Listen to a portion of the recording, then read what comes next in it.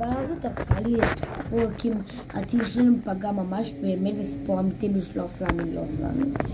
שהיה דקה היום, היא באה,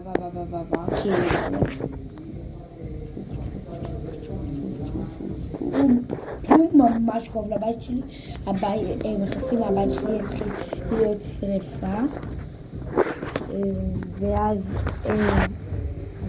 פתאום ככה נגיד לכם מה קורה, הבית שלי התחיל להיות שריפה, קראנו למכבי אש, עלינו לחנו לממ"ד, סגרנו את הדלת ממש, האש לא הסתרפה בבית, היא הייתה רק מרפסת, הייתה כזאת קרוב להרוס לי את כל השולחן פינג-פונג, ומזל שהיא לא נכנסה לבריכה שלי.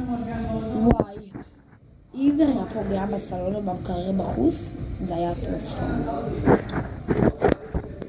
מי שאוהב את חיזבאללה שיעשה לי דיסלייק.